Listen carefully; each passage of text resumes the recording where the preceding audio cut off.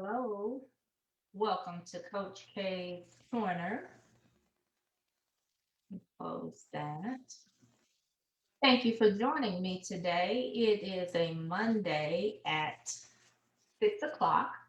We are still talking about healthy relationships. We started talking about healthy relationships on Friday, and I encourage you guys to go to the CoachKCorner.com website and review the questions that helped you take a look at how you were doing in managing your relationships, namely your relationship with God, your relationship with yourself, your relationship with other people. There are questions to assess your levels of anxiety, questions related to codependency, that kind of give you a brief assessment, if you will, to kind of help you get an understanding of how you're doing in those three cornerstone relationships in your life that we at Coach Kate's Corner, that's what I strive to assist you with, your relationship with God, self, and other people. So if you haven't visited those questions, I encourage you to do so. They are on the website, CoachKCorner.com. They are there. But I do want to talk about something. I was watching the news this morning, and I don't know how many of you saw it. I want to say it was CNN, and they were talking about domestic violence rates. And this particular broadcast was specifically talking about Los Angeles. COVID, we've talked about the impact of COVID before, and COVID has done a lot of things. If you're single, COVID may have for you highlighted shortcomings, highlighted weaknesses, helped you feel isolated, maybe more isolated if you already felt that way, more alone for some people, not as connected. And having relationships has been a struggle. Some people, particularly as it relates to domestic violence, it's one of the worst things that could have happened to them. And in this particular news broadcast that I was watching, the numbers were staggering in LA. I know we are in Alabama, but even in 2017, the rates for abuse, uh, intimate partner violence, what we would call it, and out of like 79,000 cases, 32,000 of those 79 in Alabama in 2017, 39% of those were assaults. So hands, fists, feet, or voice were used as a weapon in 81% of those assaults. Even if those some of those reports came to be null and void. So we know that if domestic violence in Alabama or simple assaults, 79,000, the domestic violence rates have gone up all over. And what's happened is the outlets that women had to get help. Going to the doctor, saying, I'm going to the store, I'm going to leave. They were no longer present because, stores closed, things weren't open, going out was restricted. So it made it harder for people to leave to access care or to tell someone that they needed help. So they're calling this the numbers, the rise in the numbers of the domestic violence, the pandemic within the pandemic. But it's something to think about. You being in a relationship, and don't think that it's just happening to women, because it's not. Um, Out of almost 85%, that other, 10, 15, 20%, that's not happening to women. Now we know that men are less likely to report it, but it's not just happening to women. I'm talking about intimate partner violence, domestic violence, whatever you want to call it. It's not just happening to women. It didn't just get worse for women in COVID. It got worse for men who are already experiencing those types of behavior patterns in their relationship.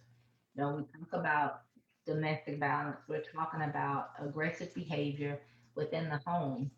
violent, abusive behavior within the home, usually from a spouse or partner, intimate partner that's in the home. Your home is really supposed to be your safe place.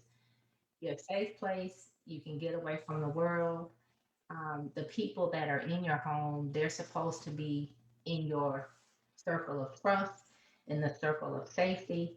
But imagine if you were home and there was no circle of safety, or your circle of safety, better yet, you don't even have one.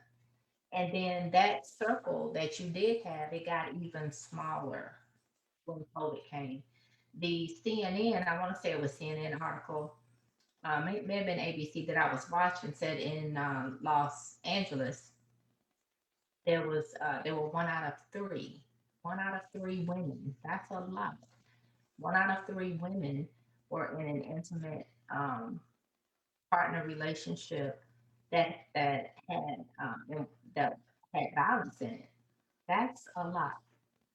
That's a lot. It's one in three. So it thought maybe I'd bring that to your awareness today and highlight that it, finding a way out can be hard. Change can be hard. There's also an article called A Pandemic Within a Pandemic, Intimate Partner Violence During COVID-19. It was published December 2020, so the end of last year. And it talks about, when stay home orders are put in place, let's also keep in mind that, schools closed, your kids are at home. So we have like a pressure cooker that's boiling, boiling, boiling. And that pressure cooker, boy, it is getting hotter and hotter and hotter. And that energy has nowhere to go. And the need for someone to intimidate or control, it gets worse. It has nowhere to go. Um, this particular article says 1 in 4 women and 1 in 10 men experience intimate partner violence. And violence can take various forms. It can be physical, emotional, sexual, psychological. People of all races, cultures, genders, sexual orientations, socioeconomic classes, and all religions experience intimate partner violence. So it's not prejudice. It doesn't discriminate. It happens to everyone. And as I said earlier, yes, it does also happen to men. It has a disproportionate effect on communities of color and other marginalized groups. Economic instability, unsafe housing, neighborhood violence, and lack of safety, and stable childcare and social support can worsen already tenuous relationships, as we said earlier. And like I said, the closures of schools really made a difference.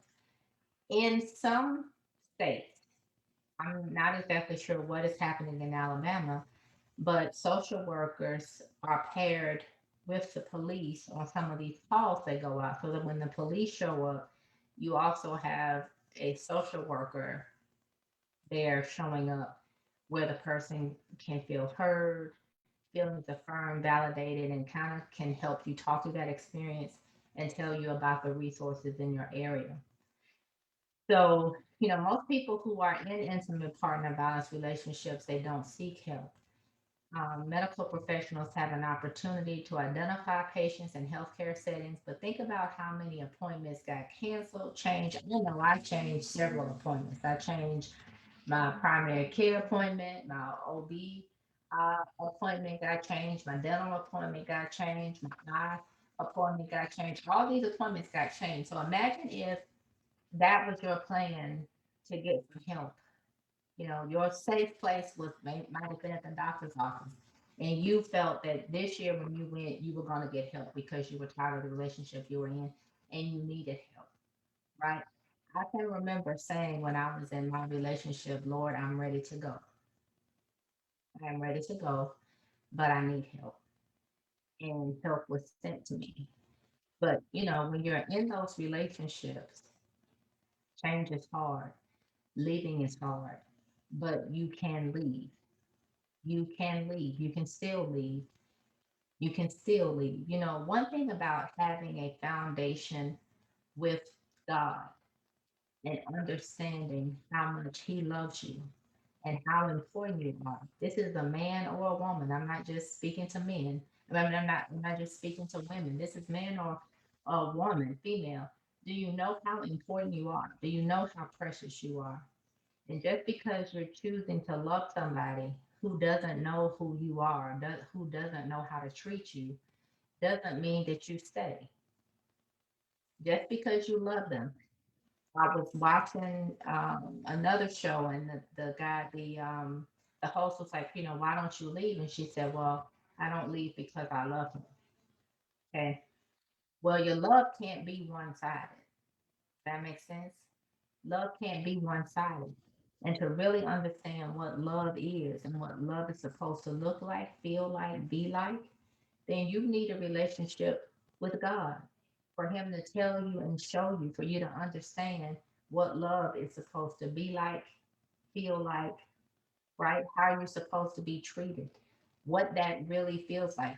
And remember what I said before, if you're getting that foundation from God, it puts other relationships in your life in perspective because I don't have to tolerate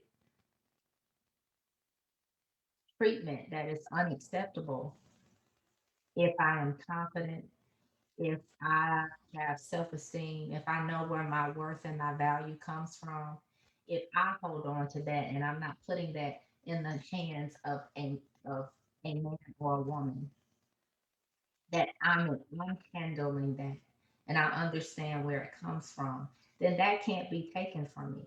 It also causes me to raise my expectations and causes me to have a standard about how I'm going to be treated.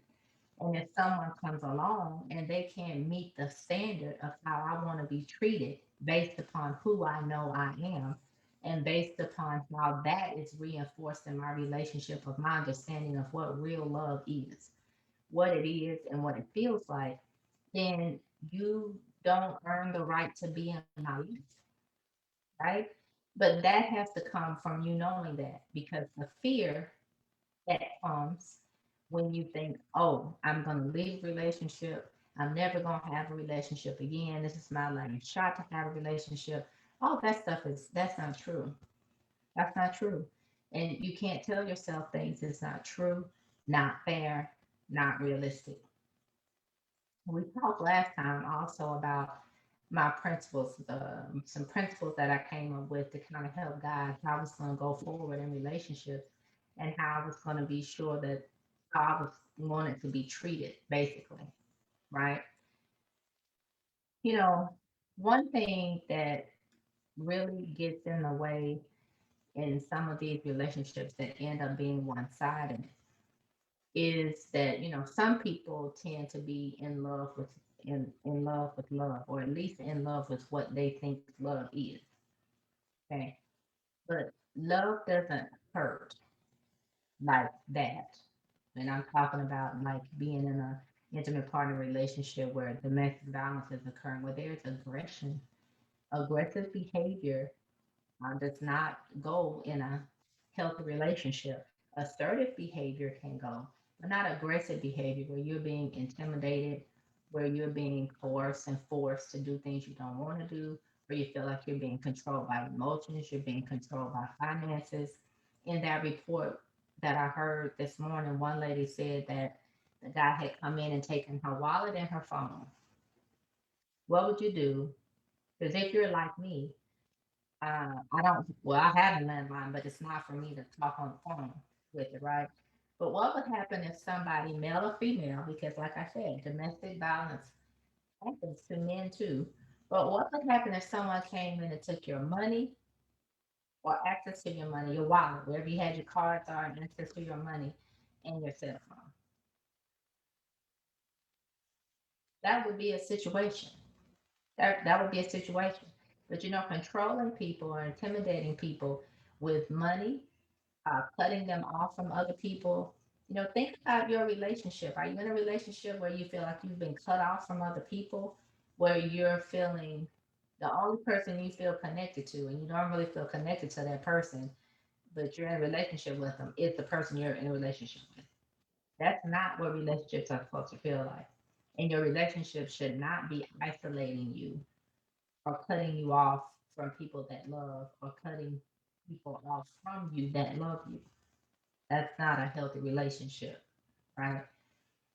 So again, be sure that get your strength from your relationship with your high power and build that up.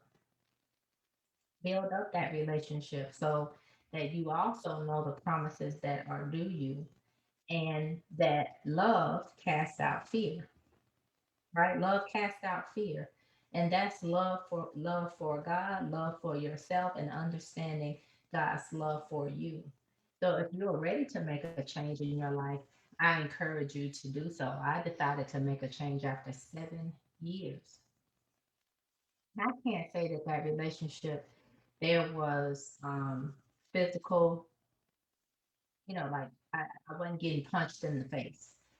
Um, I would get, hair pulled, twist arms, biting, um, toothpicks, pokes in my back. I had some physical things, but I wasn't like punched or slapped, but those things hurt. But the emotional and verbal abuse was significant. And then, like I said, there was habitual infidelity in that relationship, of which I stayed 7 years. And when I was ready to leave, but me being ready to leave came from, I mean, there was time in there where I had to me and the Lord spent some time together for me to deal with my own fear, for me to learn what love was, for me to accept God's love for me, and for me to know what that meant. That even though there was a step I had to take, it was going to be a challenge, but I could trust God. I could trust God to take care of me. I could trust God to order my steps. I could trust God to order my steps. And I can remember once I made the decision to leave, the behavior I saw, the erratic behavior that I saw, it was kind of scary. Um, you know, Letters in my mailbox about where I had been, what I had on, what time I turned the lights off at the house, this person showing up at my friends' homes. It was, car chases. It was scary. I can remember having nightmares. I can remember having a lot of anxiety. I can remember my hair falling out. I can remember night terrors. Um, because it was difficult feeling like I had someone stalking me. That was difficult. So I do understand how difficult that change is. But under all circumstances, I still want to encourage you to build your relationship with the Lord. Be encouraged by that relationship with the Lord to know how to love yourself and make healthy decisions for yourself. Now that things are opening back up, maybe we see a change. Maybe we see people accessing services more as things open up because they have more resources to get help. But when I saw that newscast that this morning, like I said, I was just quite alarmed, and it had me go look up numbers for Alabama, and that's how we got to that. Out of the 79,000 assaults, 32 of those were simple assaults. And I said hands, fists, feet, or voice were used as a weapon. That is an interesting statement to me. Hands, fists, feet, or voice were used as a weapon. If you are in a relationship and body parts and voice, nonverbal language is used to intimidate, it's used as a weapon, then you need to consider how you can get out of that relationship. And in Alabama, shouldn't come to any surprise that the top leading counties, Jefferson, Mobile, and Montgomery, lead in domestic violence cases. They led in 2017.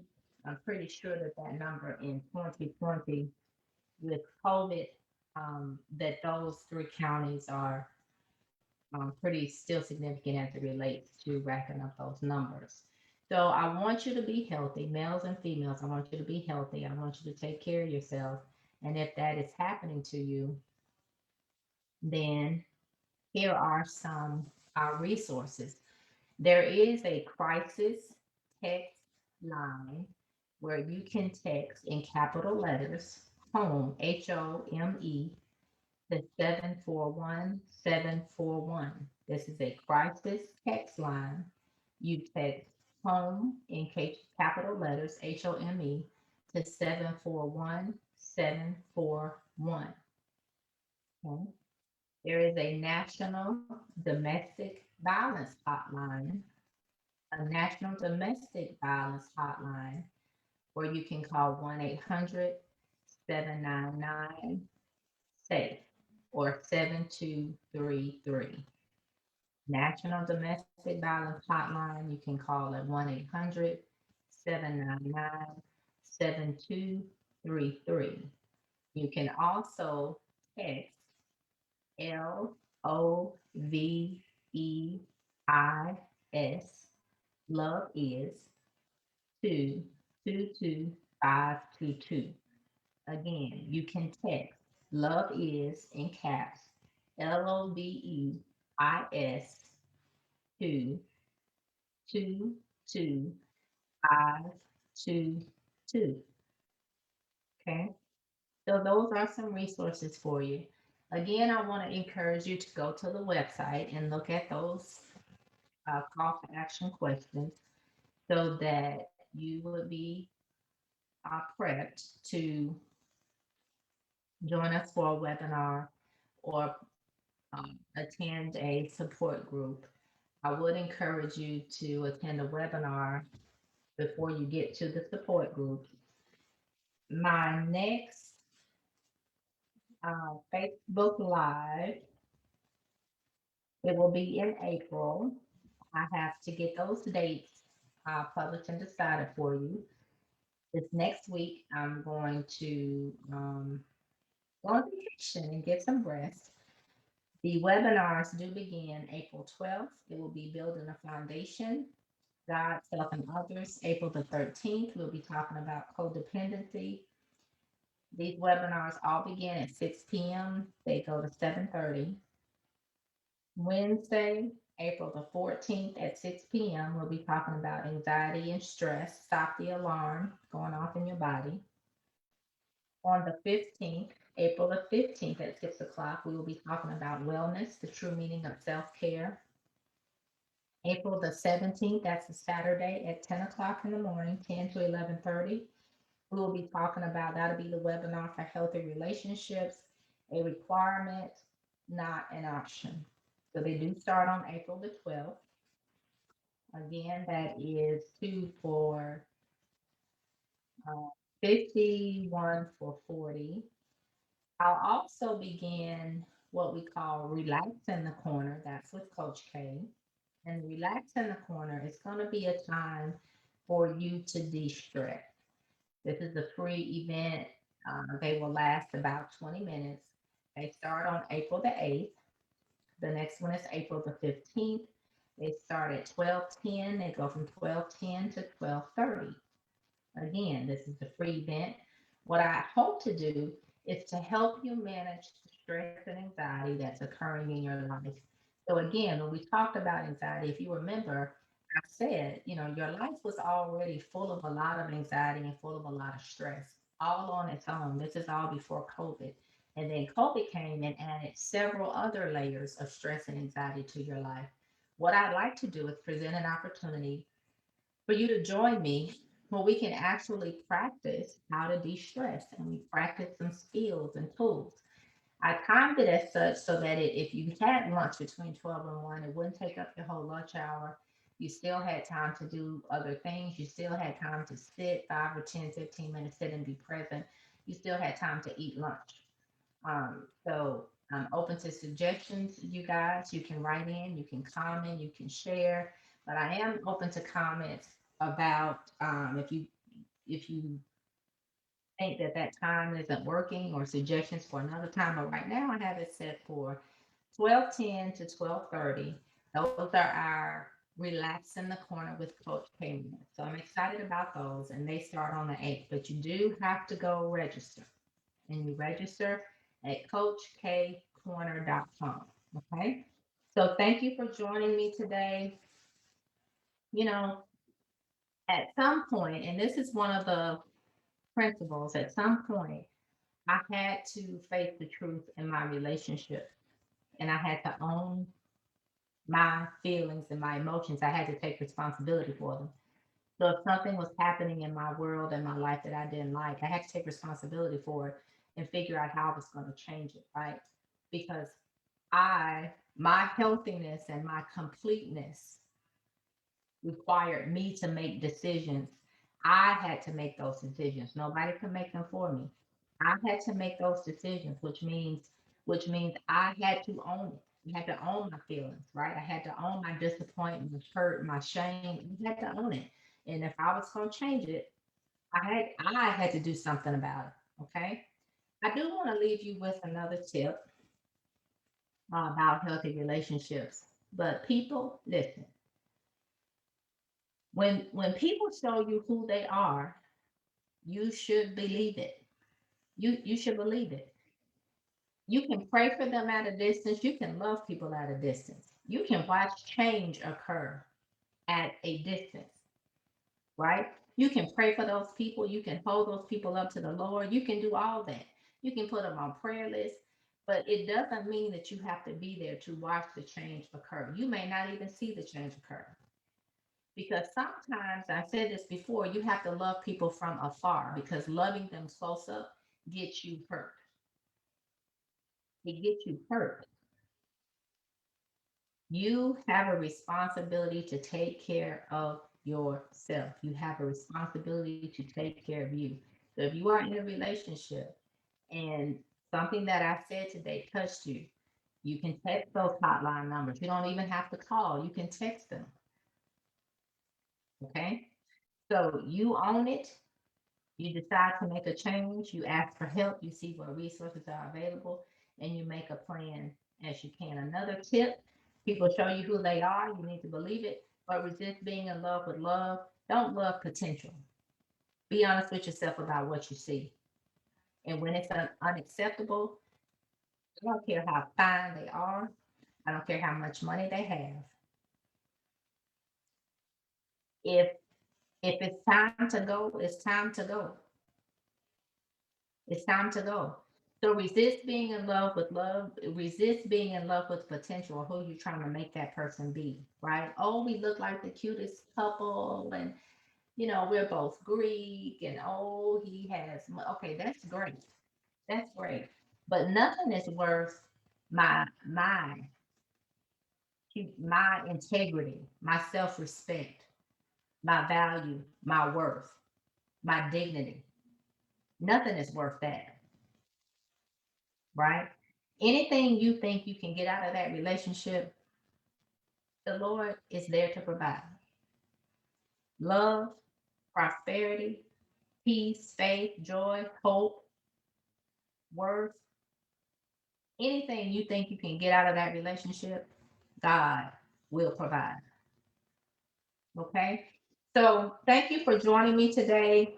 I hope to see you at my first webinar. That's April the 12th. Or like I said, the Relax in the Corner with Coach K, that will begin on April the 8th at 12:10.